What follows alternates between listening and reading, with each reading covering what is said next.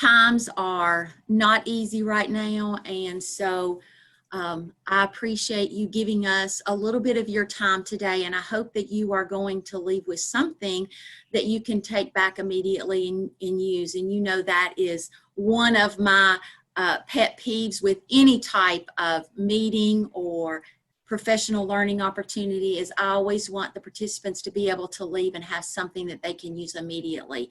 So back earlier, I had sent out a Google form and I asked you all to please fill that out and just be thoughtful around what were some topics that you would like to see the Principal Network focus on. And so, you know, I'm looking at, I have a chart paper here in my office and where I went through all of those Google forms.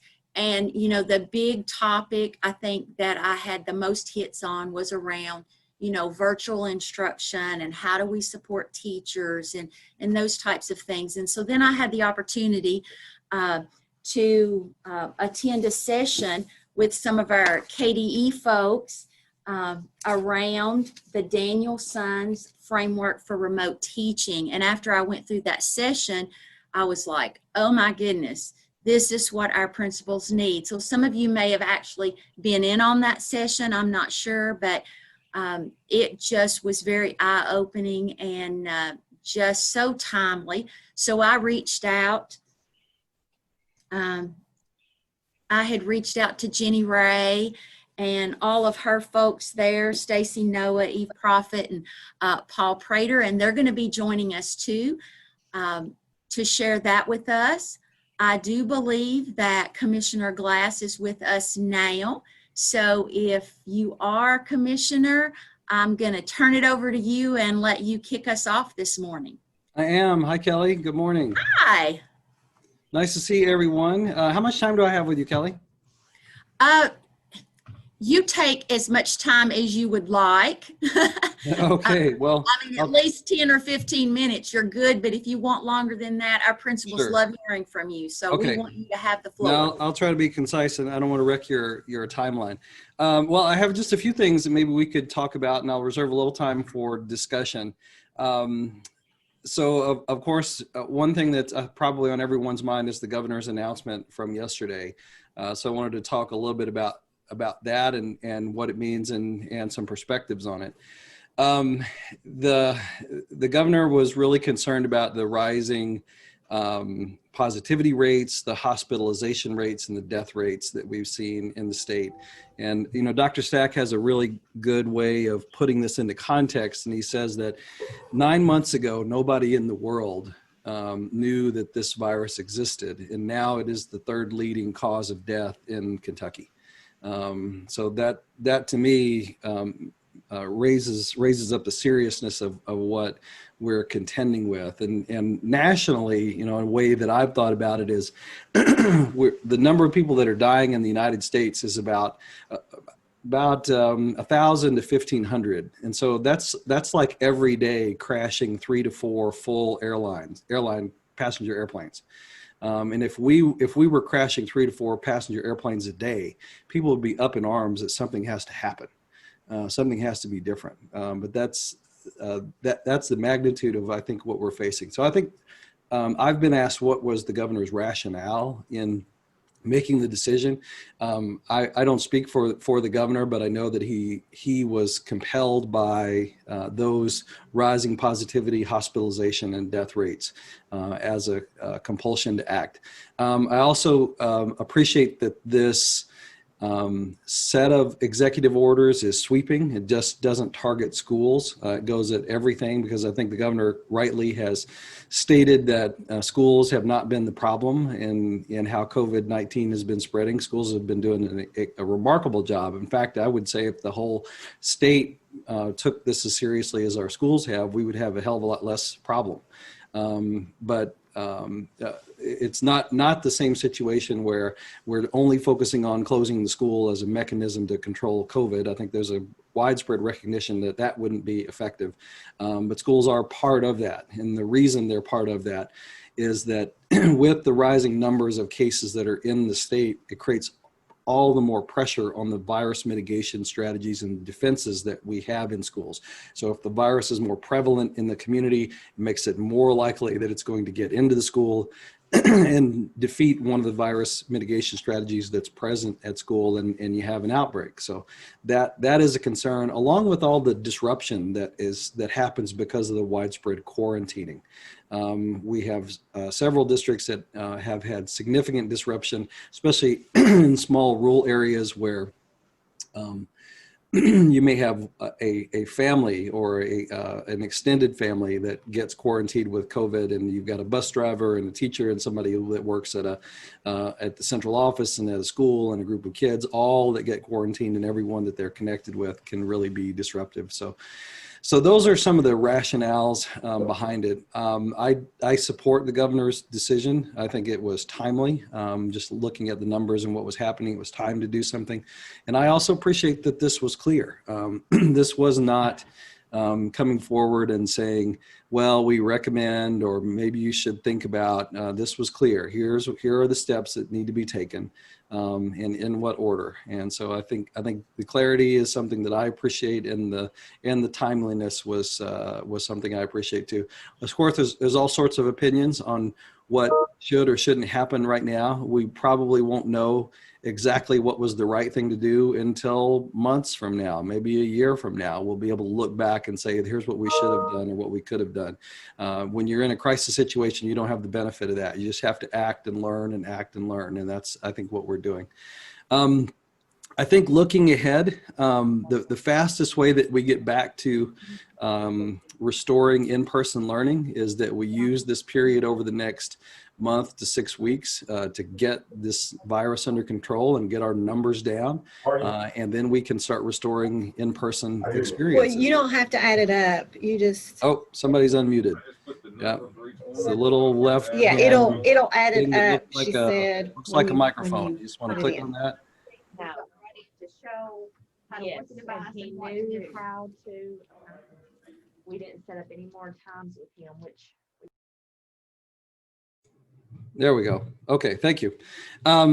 Yeah, the fastest way that we return to in-person experiences is getting the virus under control. And I think if we look at what we were able to do this past spring with changes that really flattened and lowered that curve, that's what we need to be working toward right now. And then coming back, hopefully in some places after or in early December at our elementary schools, and then more broadly at our secondary schools in January. And then we're working toward keeping those numbers low and keeping all those mitigation strategies up until we can get a vaccine distributed and get through this. So we've got a little bit of a hard push in these last few miles ahead in navigating COVID, but I again support the governor's decision and appreciate the clarity that was included in it. Shifting gears, talk about election outcomes for just a minute. Here in Kentucky, the Republicans expanded their supermajority in both chambers. It really doesn't change a lot in terms of what the Republicans could do legislatively. They can already override the governor's veto and pass pretty much anything they wanted, and they could do that before as well. I don't, at least I'm not hearing any significant policy changes or departures from things that they were interested in working on before. There may be interest in this session coming up around a lot of attention around funding, what funding looks like for next year, just because of the disruptions that we've had with COVID and the economy and how that will impact everything that the state funds, including the SEEK formula. So a lot of attention focused on that. I think we can expect some kind of pension reform effort that focuses on creating a new system for new employees. That's still in development, but I know that there's a lot of attention around it. There's conversation around a new statewide reading program that looks at supports for high quality reading materials, trainings and professional learning for teachers, pre-service supports. Honestly, I think a lot of good things are in that conversation, but I think that comes back to funding too. That doesn't happen on its own without some resources. So we'll see where that conversation ends up. And then I know that there have been conversations around some kind of school choice changes in the state. Kentucky's dabbled with charter schools, but that really hasn't taken off for a number of reasons. There is conversation around increasing intra-district school choice, so you can go to any school you want within a district, inter-district school choice, so you can cross district lines without agreements, but between school systems and these sort of voucher type systems that they have all sorts of names for, scholarships, tax credits, all sorts of that. They're all sort of vouchers where you take public funds into a private school. So we may see conversations around expanded school choice in some form. Where I keep coming back on this is that in any of those configurations, we've got to make sure that the moral obligation that comes with public funds goes to whichever school those dollars end up in. What by that I mean, if you take the public dollars, then you serve every child. Every child that shows up at the door gets services. So we will not be supporting our goals around increasing equity if all we do is take public dollars and reduce the capacity of our public schools that do serve every child and put them in the hands of private schools that are selective about who they serve. And so I think we have to make a strong statement around equity and that moral obligation to serve every child that comes with taking public education dollars. At the federal level, President-elect Biden, and I will go ahead and just say that President-elect Biden, by all accounts, is going to win this presidential election in spite of all the drama that may be happening with that. We're certainly planning for a Biden administration and a new Secretary of Education. That is likely to result in some changes, almost certain to result in some changes in the approach to education policy at the federal level. Most or closest to us is what that will mean for assessment and accountability this coming spring. There's a lot that we don't know still. At KDE, we're preparing to have an assessment available. We're looking to simplify, make that as straightforward as we possibly can and easy to administer. But there's a lot that we don't know about what will happen in the spring, or if we'll be in session, or can that be administered remotely or electronically, and what will that mean for validity and reliability of the assessments. And we don't have any data from last year to calculate any sort of longitudinal information on. So I think stay tuned is the best answer on assessment and accountability. We're still planning on having something available, but honestly, there's just a lot that we don't know. And it will be dependent on how much latitude we're extended from the secretary, whoever the new Secretary of Education is, on that. So we'll have to see. And I think there is sort of a feeling that, well, we have a Democratic president and therefore we'll have someone who's more open to waiving accountability. Not necessarily. If you think about President Obama's Secretary Arne Duncan, certainly was a big believer in school choice and accountability and testing. And so if we ended up with a secretary along those lines, we may or may not be waived out of that. We'll kind of have to see how that goes. Shifting gears and other priorities for us here at the Kentucky Department of Education, we're focused on and anti-racism and equity efforts. We've hired a chief equity officer and deputy commissioner, Thomas Woods Tucker. I'm excited for you to get the chance to meet him and work with him. He's a former national superintendent of the year with AASA, so we're excited to have his talent here. We've been working on really a review of what are the current practices in place around anti-racism and equity around the state, working toward putting together kind of a toolkit for schools and districts where you could evaluate your own practices and policies and outcomes and make improvements around anti-racism and equity efforts. But that begins by understanding what's in place here. And I can tell you there's a lot of good things already in Kentucky that we want to make sure we build on and don't disrupt. So that work is underway. And then I'll just end with long range. I hope that we can get to a discussion in 2021 around what are our aspirations for education in the Commonwealth that look beyond the COVID struggles that we have and the education structure that we have right now, and really ask, because of all the changes that are happening in the world and that will continue to accelerate around the interconnectedness of the global economy, rapidly increasing automation that's only gotten faster because of COVID. Jobs that can be done by machines are getting replaced by machines, and the instant access to information and content that's only getting more ubiquitous. I mean, we can, hey Google or hey Siri, and I probably blew up all your phones by saying those, stuff all around us, and get answers to all sorts of content information. So those trends are not slowing down, and they really ask us to think about how we have to change the experiences for our students so that we prepare them for a world where those things are only going to be faster and faster in ways that we can't really even imagine right now. So with that, I'll stop and see if we've got a couple minutes for questions. Kelly, I'm not sure how you want to handle that. Maybe we have people raise their hands and you call on them, and I'll be happy to stick around for a couple of minutes and answer those. Yeah, that would be fine. Thank you so much, Commissioner Glass. We're so excited to have you. Does anybody have a question?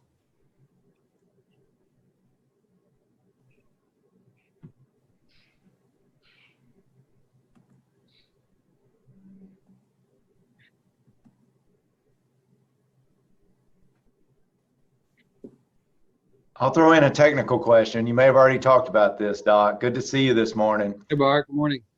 I know you got a few things on your mind right now. Folks have asked on the being able to consider elementary schools going back the 2 weeks, December 7th through the 18th, and the governor saying that if your county is in red, we will, won't be able to go if your county's in red. Are they going to take the Thursday evening, December 3rd, measurement and then declare that for the next week what your county is going to be? Is that, you may have already said that. I haven't talked about it, but that seems like the practice that's been in place, and it makes sense to me. I won't officially declare that, but that's one of the questions that we've received. We'll be issuing some more guidance later today to help clarify things like that. But I think that's where we're headed. But I want the team here, who's got a heck of a lot more context than I do on that question, to weigh in before I'd say that that's what's happening. But I think honestly that makes some sense.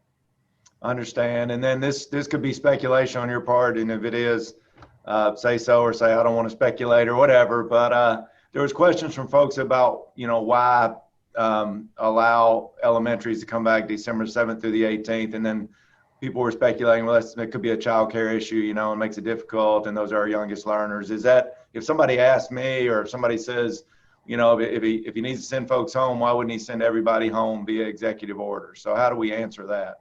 Right. Well, what you said is exactly right. It has to do with you've got a group of students who are honestly more needy and more vulnerable with our elementary kids.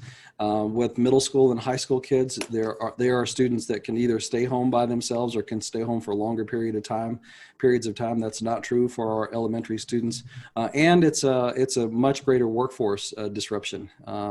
We have all kinds of essential workers that will create problems for us throughout the whole Commonwealth if we can't provide supports at the elementary level. So I think those are the three main reasons.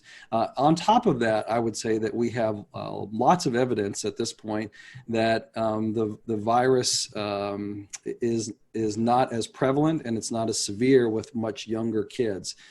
So that's a reason too to make that break at the elementary level. We did recognize that we've got all sorts of school configurations, and I know that may be a problem for some of you that have K6 or K8 schools or 7-9 schools. There's all sorts of configurations. So our recommendation that the governor accepted was to just make the break at 5th grade. That aligns with the research around the virus, and where we start seeing lesser infection rates and lesser symptoms is around 10 years old. So it aligns with that as well.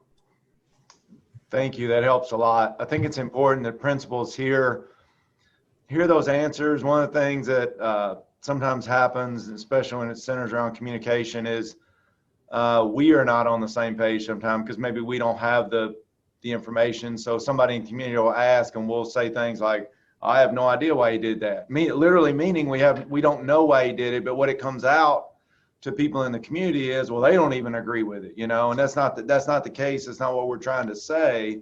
That's important for, you know, superintendents that you work with as well. You know, when you're working with your superintendents, whatever they decide about December the 7th or 8th, let's say that your county is not red and they decide to come back December 7th through the 18th. They've got reasoning for that. They've looked at a lot of variables. They've made the decision. You need to understand what their decision was based on so that when somebody asks you, you can explain it and you're not saying, I don't know, that's just, you know, that was just superintendent's decision. I guess he or she thought that was best, you know, because that leaves people thinking that you disagree when you don't necessarily disagree. So being on the same page in the area of communication is vital for all of us as educators.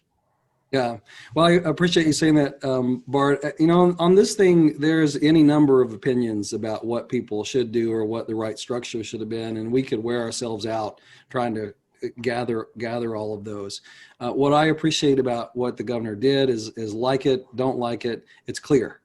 And I think that was something that was needed too, because we had a lot of lack of clarity when we were in the world of, we've got different rules for different sectors of our communities, and we've got different rules for different schools if you're public or private, and we've got different rules if you drive 10 miles across the county line.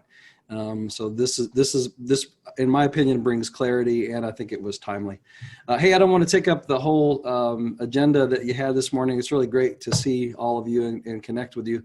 I'll just leave you with saying thank you. I know that this has been a heck of a lot of work this year, and this crisis has been going on, and everybody is super tired. And we all just want to get to Thanksgiving and have a few days to relax in your own home with your small family.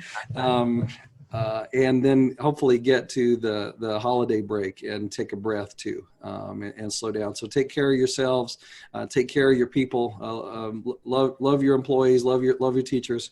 They're putting in a lot of time and effort too. And I know everybody is super stressed, but I really appreciate and grateful for the work that you do. So just hear from me. Thank you. Thank you. All right. Take care, everybody. Much. All right.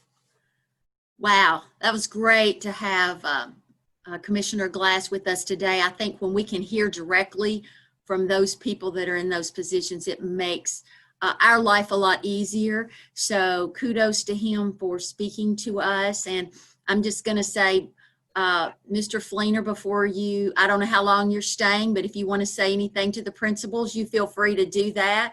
I'm sure most of you know Mr. Bart Fleener, our executive director here at Greg now, but he was able to jump on for a little while. So if you want to say anything to principals, feel free to.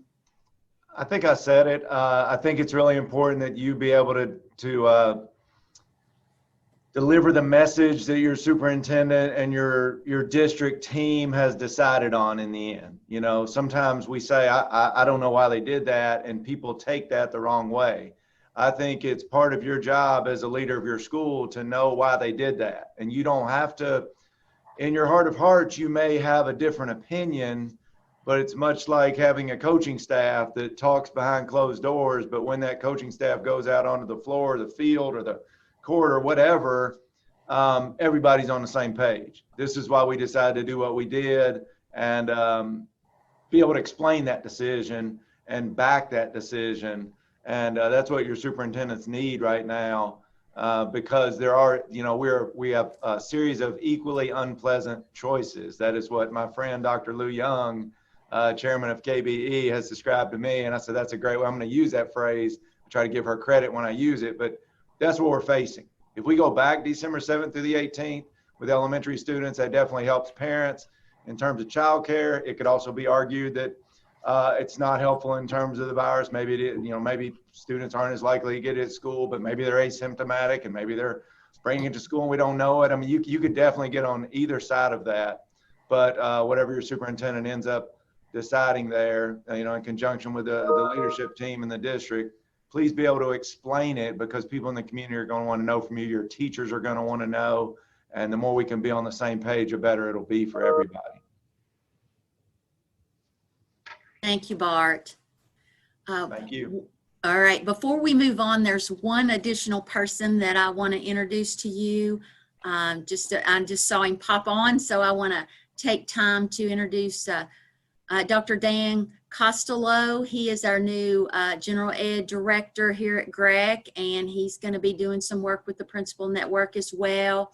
And so I'm just going to let him say hi for those of you that don't know him. So Dan, take it away.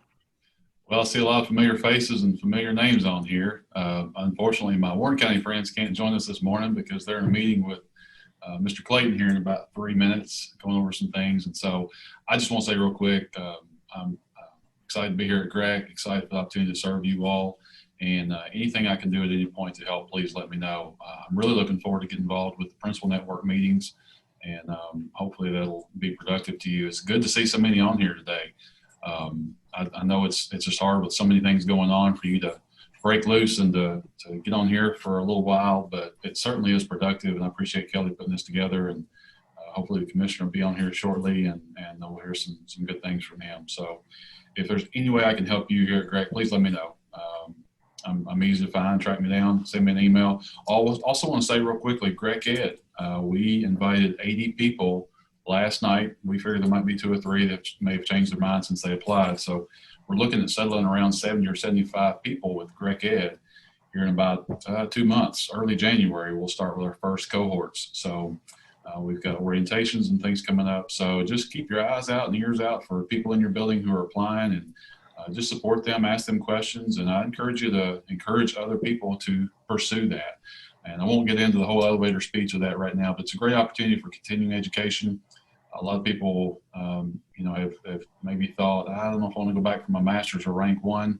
This gives them a great job embedded opportunity to pursue a rank change within 2 years, and potentially also get an endorsement or certificate on the side. So like GT or something else maybe they've been interested in, they can integrate that as a part of this. So anyway, Kelly, thank you. Look forward to working with you all. All right, thanks, Dan. We're excited to have him as a part of our team here at GREC. And so, all right, I'm going to turn it over to Jenny Ray, and along with Stacy Noah, Eve Prophet, and Paul Prater, and they'll, I'm sure, introduce themselves. So you'll have to give me just a second. Well, maybe they're already. So yeah, while Stacy is getting her screen, getting that ready to share, if you wouldn't mind making me host so that I can do breakout rooms, that'd be great.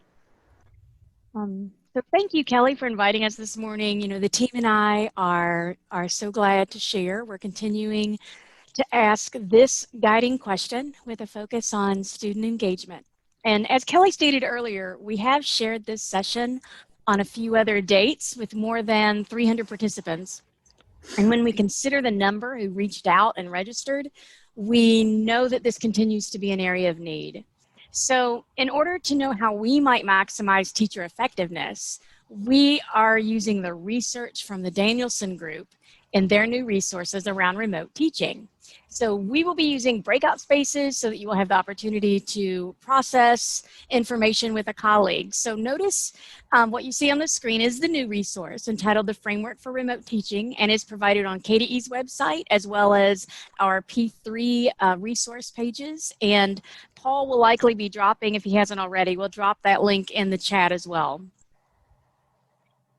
So the Danielson Group's research, their observations, and their conversations with experts and practitioners have led to a narrower set of components in order to better support educators in the context of online learning and remote instruction. So let's take a closer look at the organization of the 8 components that they chose to highlight. So notice that the Danielson Group, they grouped the components in a unique way. So for stage 1, knowing and valuing your students, the emphasis is on 1B and 4C. For the second level of implementation, building responsive learning environments, the focus is on 2A, 2C, and 3D.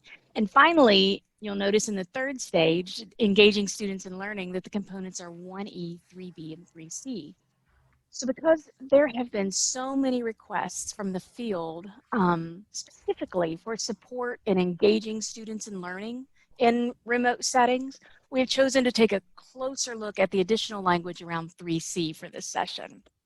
So, I mean, of course, we know that before you can effectively move into level 3, that teachers must first know and value students, must have established some procedures and routines for supporting online platforms with students, and the first 2 levels intentionally set the stage for engaging students in learning. But you might also notice that just if you focus on those 8 components, that they do span across all 4 domains and could be used to support a teacher's professional growth plan for growth, and support all 4 measures that are a part of evaluation. So we also recognize that the support that leaders provide to teachers, Stacy had this up just a minute ago, yes, around remote instruction informs the leader's professional growth as well. So specifically, if you look at Standard 4, it recognizes that teachers should promote the effective use of technology in the service of teaching and learning. And also Standard 6 promotes differentiated professional learning opportunities for teachers and other professionals and highlights building the capacity of the school community to learn collaboratively. So fostering effective instruction in any environment may be in the forefront of all of our professional learning needs, perhaps. So with that in mind, let's now begin reviewing the Danielson resource itself. So let's look at the structure. Notice that each of the 8 components is presented on 2 pages. So the first page provides just a general description and explanation of new language used to define the component. And then the second page shows priorities, where teachers should begin, as well as additional synchronous and asynchronous strategies for each of the components. So please give your attention now to Paul Prater as he introduces you to a specific component, 3C, and it's on pages 22 and 23 of the resource. So Paul? So if you haven't accessed the resource, again, it's in the chat. You can click it there and pull it up. And as you're getting your way to page 22, we're looking at the final 2 pages of this document, which is only 23 pages long. So you might have had a little bit of relief or felt a little bit of pressure off your shoulders, just realizing that you can't do all 22. That's what the Danielson Group research shows to us. And focusing on these 8 components can get you the biggest bang for your buck when it comes to maximizing remote teaching. So as we look at page 22, this culminating component of the 8 components that are in the remote teaching framework, look at the middle section. So engaging students in learning is the culminating component for this framework. And you might think of the other 7 components just working to support or create this engagement in a virtual setting. We know about the framework for teaching. So if we're in a face-to-face setting, we know what student engagement looks like. And we're very familiar with this. However, what does engaging students in learning look like when it's virtual or remote? So let's explore that idea. I would like for you to read the component description, which is the black and white area in the center of it. And as you read that, just highlight things that really resonate with you. And I'll give you about 90 seconds to go ahead and do that.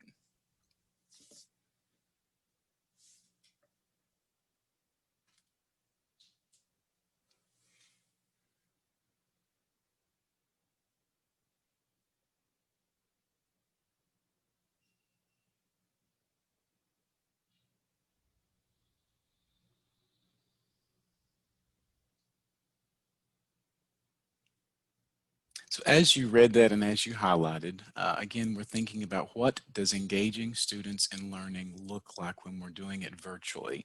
So there's a variety of things that you might have marked. One of the things is probably we don't want students to fade away. So just like in a face-to-face classroom, we don't want students to not be engaged. We don't want them to be hidden from the instruction or hidden from the teacher or pushed away in a corner or anything like that. So the same thing.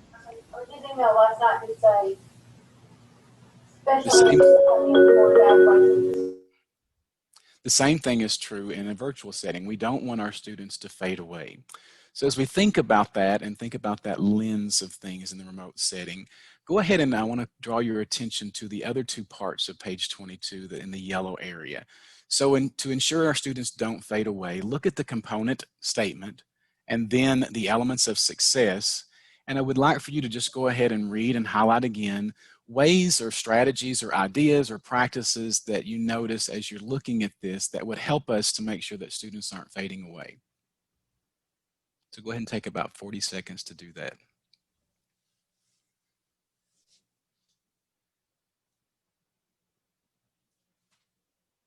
Chances of us actually starting on January the 4th that week are very slim.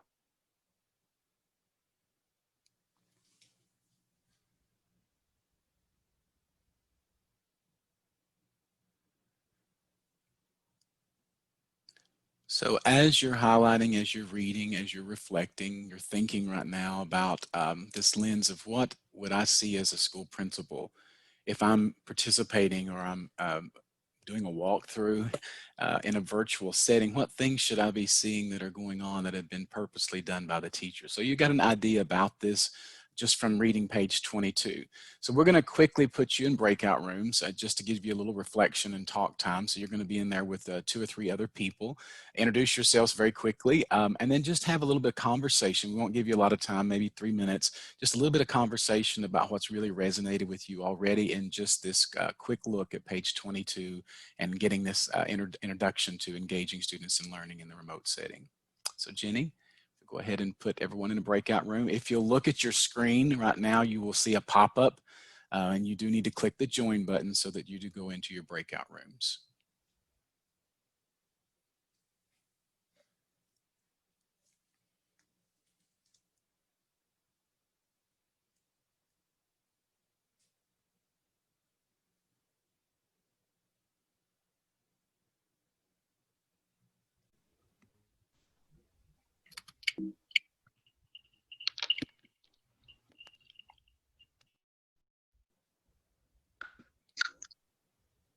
We have everybody, Jenny.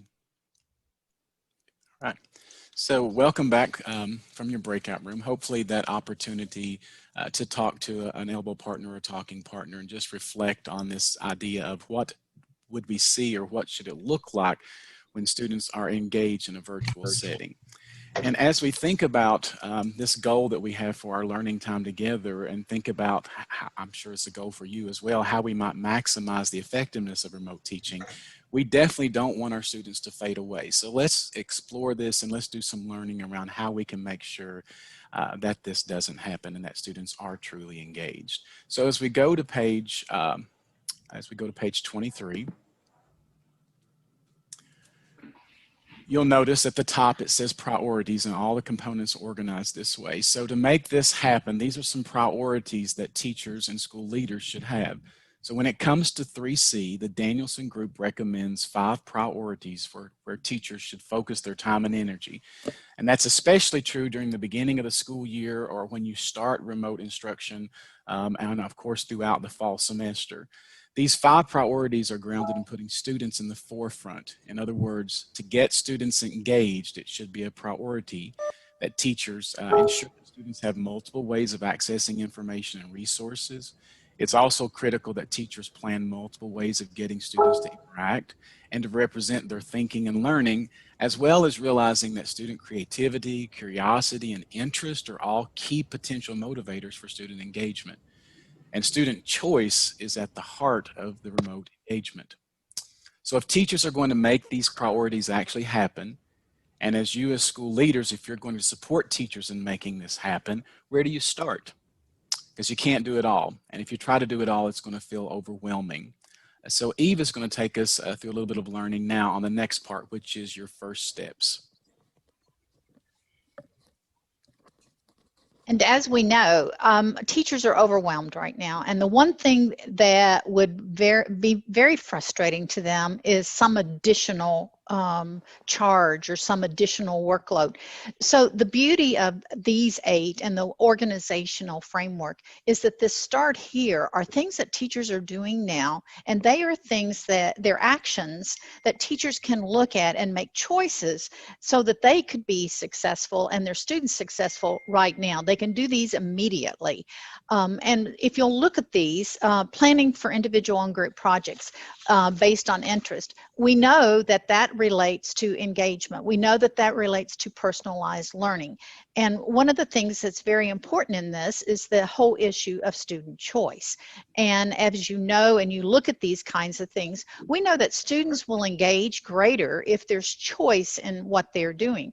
So these actions will help the teachers identify not only the things that can be put in a choice board or a playlist, but they can also be looked at from the standpoint of what is it that the teacher must convey and what is it that the students could get learning on their own, because we do know that not everything has to be told to the students. They can do some adventure learning. The last bullet here that's very important is we know there's so many apps out there. There's so many different things out there, and teachers are struggling trying to keep up with all of that.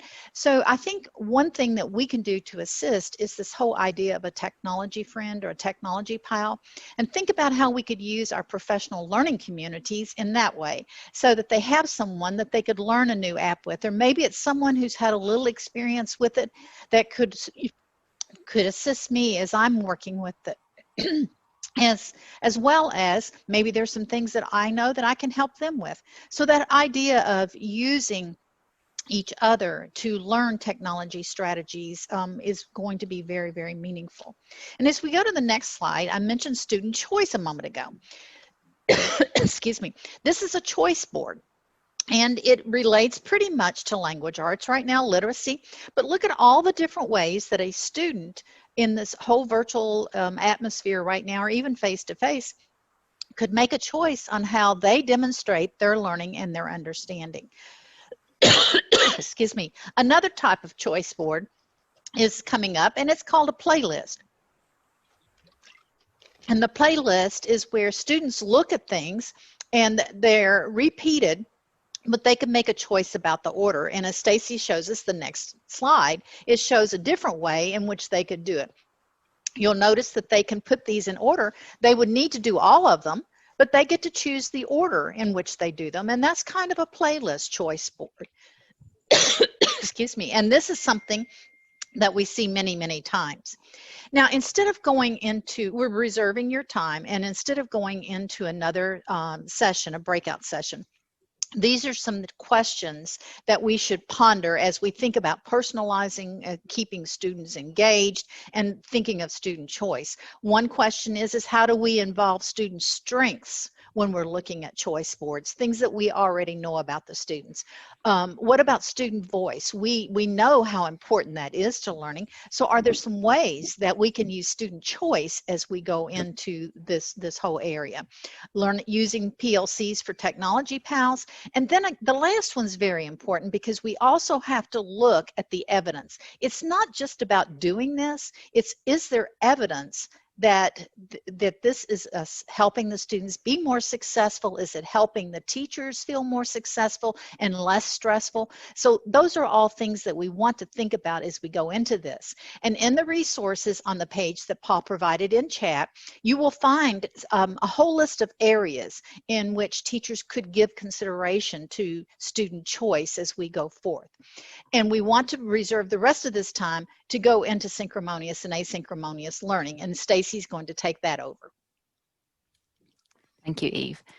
All right, so for all of the components identified in the remote framework, the Danielson Group has a section entitled Additional Strategies. And in this section, there's a showcase of highly effective strategies focused on increased student engagement, specifically for the remote setting. And this particular section is very similar to the possible examples section of the Kentucky Framework for Teaching. In this, you can get a sense of the classroom practice that constitutes effectiveness in a remote setting. So we are going to give you just a moment or so to review these provided strategies. So just about 60 seconds here of quiet time for you to peruse through the two sections of synchronous engagement strategies and asynchronous engagement strategies.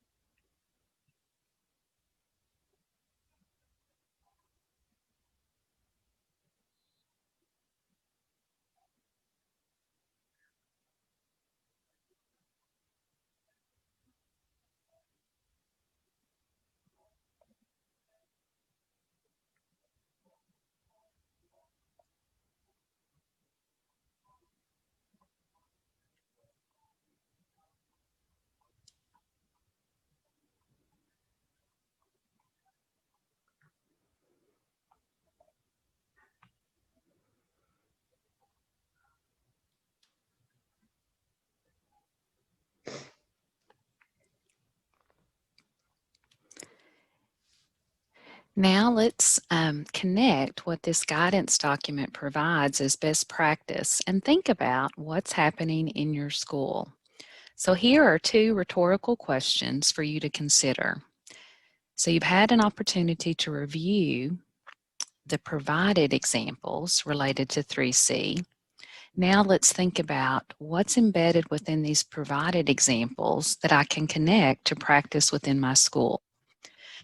So thinking, just kind of like file these away, get them in your mind here. What are some best practice synchronous and asynchronous strategies that you know are occurring within your school?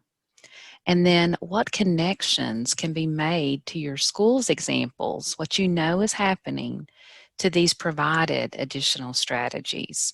What correlation can you make? So just a little think time.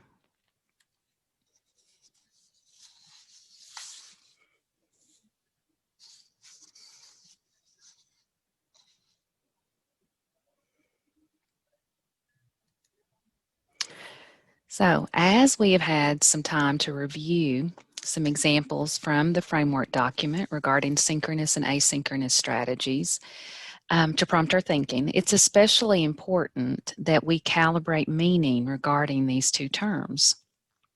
So we do have a short video clip, it's almost 3 minutes, that we'd like to share with you as a means to ensure consensus understanding, because we must have a strong common understanding of synchronous and asynchronous so that we can support teachers as they design these structures. So I'm going to stop sharing for just a moment and click the video link.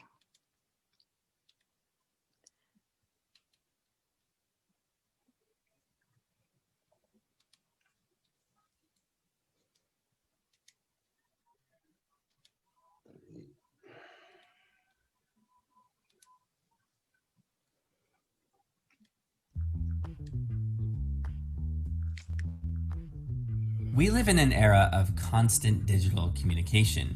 With the tap of a button, we can share insights and collaborate with people all over the world. But there's a cost. We can easily get distracted and lose our focus. This is why quality communication requires intentionality, and it helps to think about the distinction between synchronous and asynchronous communication tools. Synchronous communication happens in real time, in the moment. By contrast, asynchronous communication can happen over a longer period of time. Synchronous communication might be a video conference, a live chat, or a phone call. Asynchronous communication might be a pre-recorded video, an audio message, or an email. Both synchronous and asynchronous communication have their distinct advantages and disadvantages. Synchronous communication is faster and more dynamic. It's great for active participation in interactive discussions. It tends to work well with smaller groups, but it can lead to frequent interruptions and distractions that get in the way of deep work. With asynchronous communication, there's no need to schedule, which means you can go at your own pace with fewer disruptions. Asynchronous communication works well when the internet connection is unstable or when participants are in different time zones. It also tends to allow for a permanent record of your communication. However, asynchronous communication doesn't work well when you need to address issues in the moment, and it can feel less interactive. Some communication platforms blend together synchronous and asynchronous components. A walkie-talkie app lets you communicate in the moment, but listen later and even adjust the speed. A shared document has real-time edits, but the comments are asynchronous and there is a permanent record of all annotations. Video chats can occur in real time, but then recorded for replay later on. This can help increase accessibility. Meanwhile, social media platforms often blend together live and recorded videos, chats, and updates. Both synchronous and asynchronous communication are necessary for collaborative work. This is why teams should think strategically about when to use both types of communication as they plan for collaborative projects. And educators should be intentional about how they use both approaches to improve student collaboration as well. Okay, so let me transition back.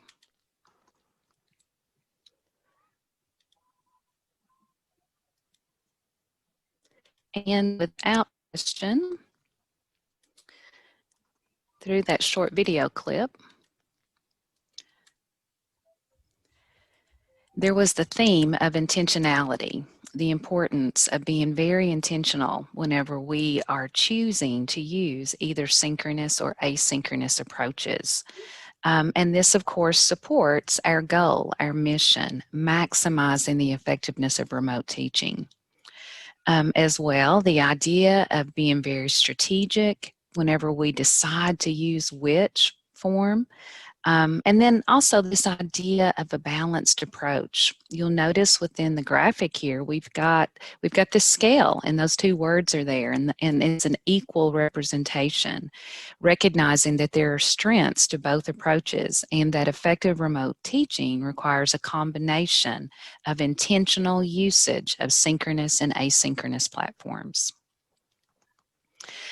And thinking about that, it takes us to an analogy, leads us to the idea of our conditions for learning, kind of like where we are now. And I want to give you a moment to just review these words of insight regarding the power of teaching. And we've got an analogy that's being presented between gardening and teaching. So just a little bit of quiet time.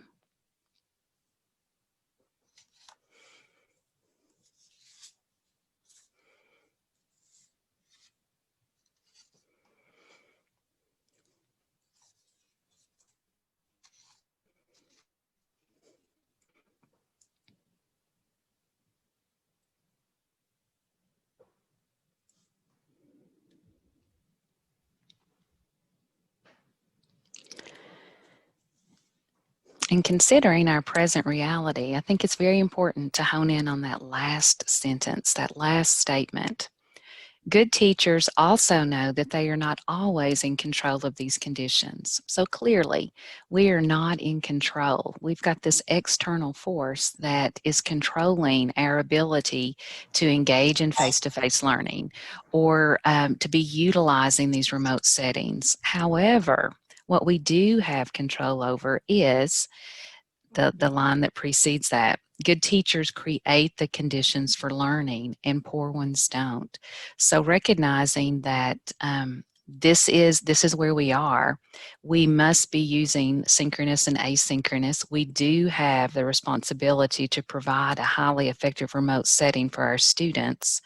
As principals, as assistant principals, we are also charged with the responsibility of supporting teachers so that they create the most appropriate learning conditions for students, regardless of our situation.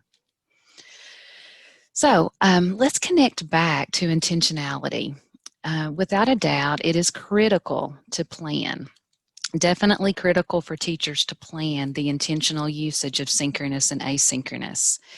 And thinking about our role in this supporting the planning for this intentional usage, as principals, we know that PCEL requires us, if you'll hone in there on the green box, requires us to promote the effective use of technology in the service of teaching and learning. So we're charged with more than just ensuring that we've got synchronous and asynchronous going on for our students. We're charged with ensuring that synchronous and asynchronous is effective. It's really resulting in higher degrees of learning. There's that strong student outcome that's embedded. So recognizing that, we must ensure that our teachers know and that we as administrators know the key advantages of both of these engagement strategies. So if you'll look on the right side of this slide, we've got a yellow box that highlights some of the advantages, and you heard these advantages identified during that video clip, but I just want to bring a few to the forefront. When we're thinking synchronous, it's described as dynamic. You've got this interactive, this back and forth communication loop. You're able to share experiences, and the teacher is able to provide that immediate responsiveness to the students. So recognizing that, lots of advantages, of course, we want to be as intentional as possible in thinking about when to use it.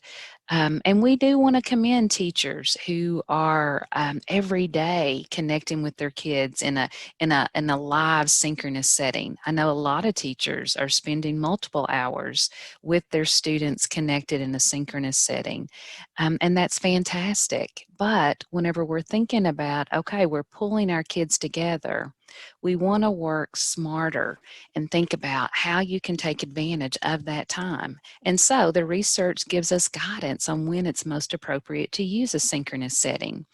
So if a teacher is trying to do some guided practice on a discrete skill that incorporates immediate feedback on accuracy, that's a prime time to use synchronous. So if the learning experience necessitates, you know, like a step one, you must do this before you can advance to step two, and the teacher's got to be right there to ensure that there is that strong understanding of step one before going to step two, synchronous is a great option. Whenever you're wanting to revisit difficult material, perhaps in a different way. Thinking about formative assessment, recognizing, okay, my students didn't get it this time, so how might I teach it differently? Synchronous would be a way here. Addressing those student challenges, quick performance assessment, feedback in the moment. We've got opportunities for brainstorming, planning, decision making. Whenever you're wanting to use discussion to deep dive into a topic to clarify misconceptions, synchronous is ideal. But there are also times whenever synchronous may not be the best fit.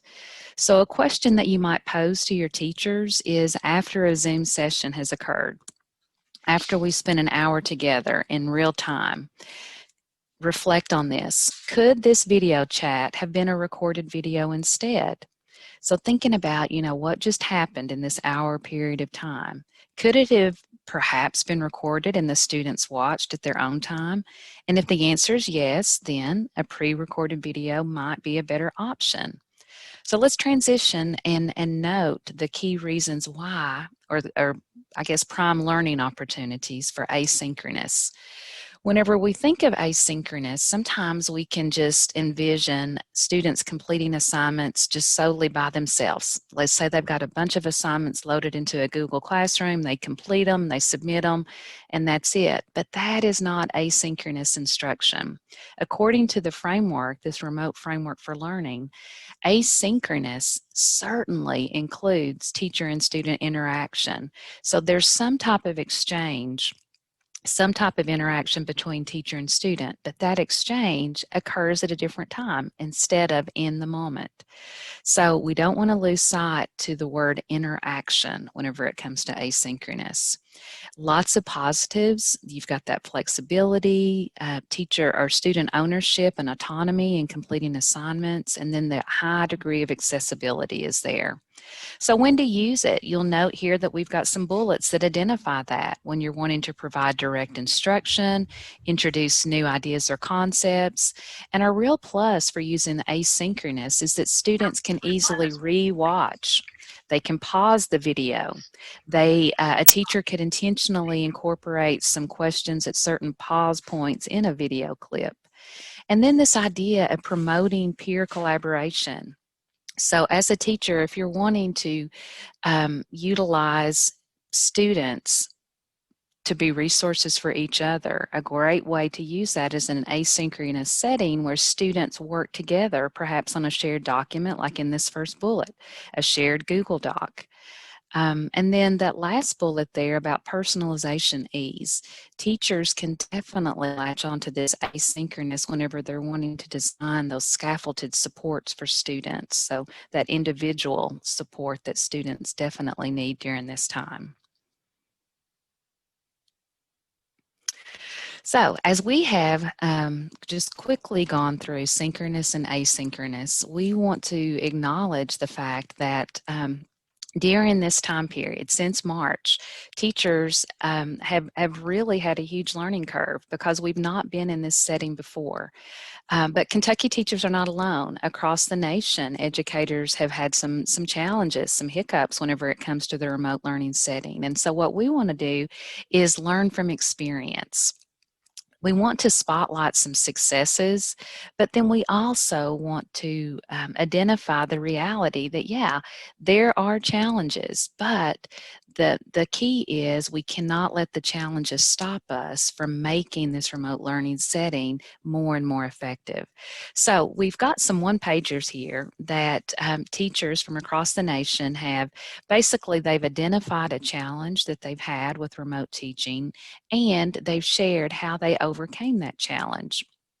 So we've got these success stories, and we're going to give you an opportunity to review an individual success story and then make some connections to your school. So recognizing that this teacher, let's say if you are invited to a breakout room 7, 8, and 9, or 7, 8, or 9, you're going to read item number 3 there on the screen. One-on-one meetings in breakout rooms. So if this teacher was struggling and used breakout rooms to help overcome that remote learning challenge, what connection can you make to your school and the provided success? What takeaway can you pull from that teacher's experience as a means to support teachers within your school?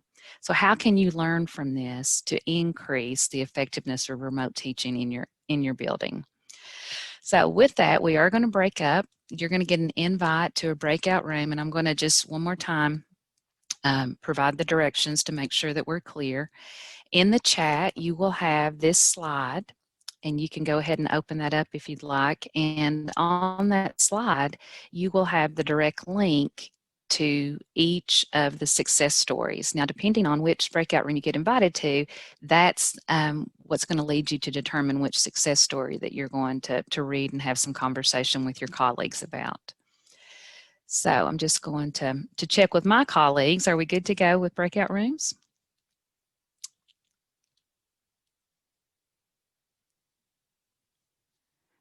All right, I'm going to take that as a yes. So in the chat, we should have the slide deck, and you need to open that up before you leave for the breakout room. And in just a moment, you're going to get an invitation. You got 2 questions. So you're going to read it, and then you're going to reflect upon it.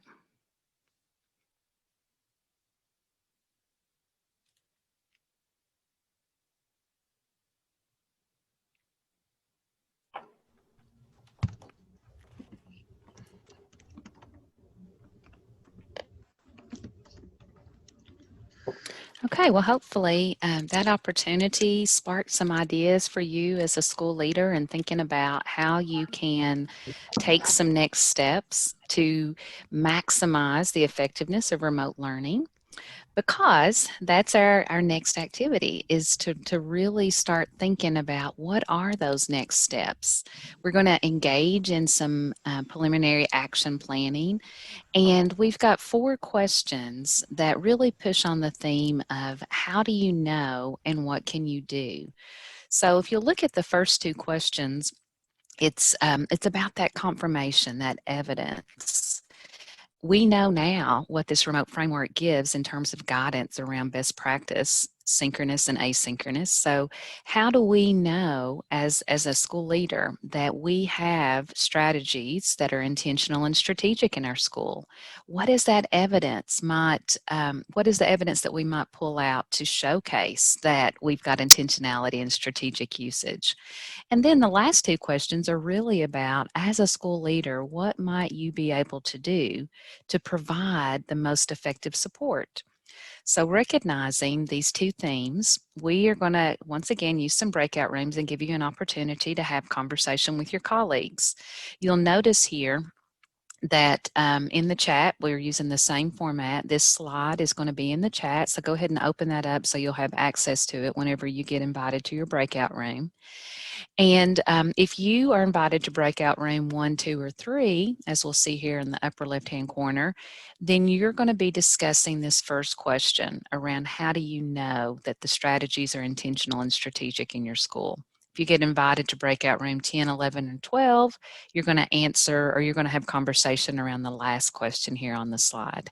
So let's go ahead and give our participants an invitation to the breakout room, and we're going to take about 4 or 5 minutes, hopefully, for you to discuss the provided question.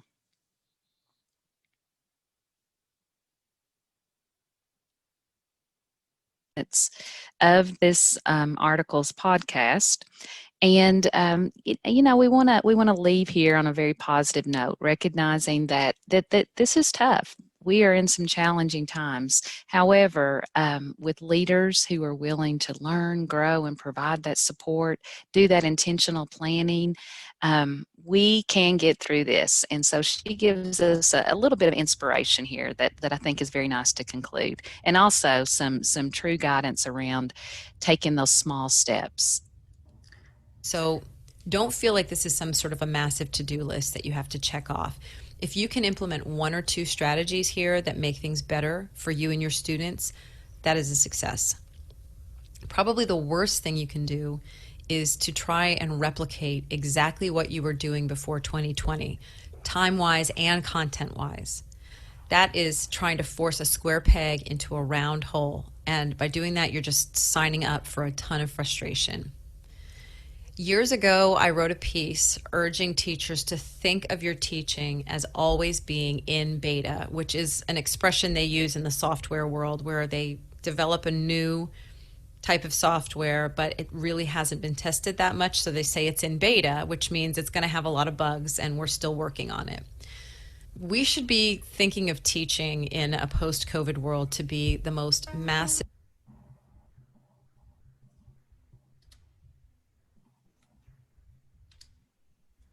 Stacy, it stopped. Just wanted to make sure you knew.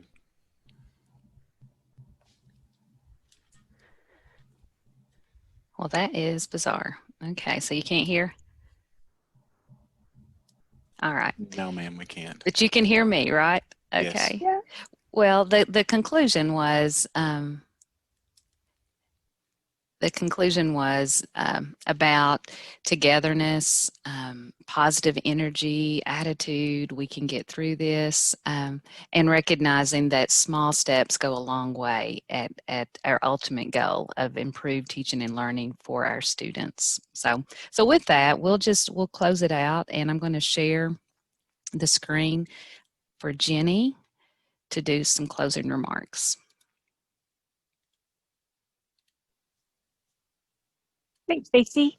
So definitely, we just want to make sure that you're aware that we are here for continued support. Kelly, you'll let us know if the group would like for us to go any deeper or share some other resources. We're glad to.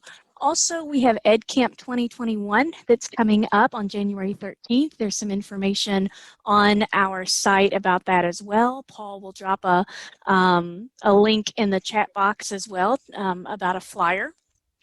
And then also there is on the virtual meeting resources page, if you go down to the part where it says additional resources that may be mentioned during this training, there is a Google Sheet that's or actually it's a Google Doc with a table within, that you can share your successes with your colleagues, because it is true, we learn from each other. And if you have something that's going well in your school or in your district as far as remote teaching and learning, please share it with others. Even small successes can go a long way in helping someone else think, ooh, I might try that, and connect it with something else. And then they will share that. So we already have one person who has shared, at least one, who has shared on this document already. So please, we encourage you to come back to it, insert any success stories, or there's a place to talk about lessons learned along the way. So others, it's very helpful for them to hear those as well.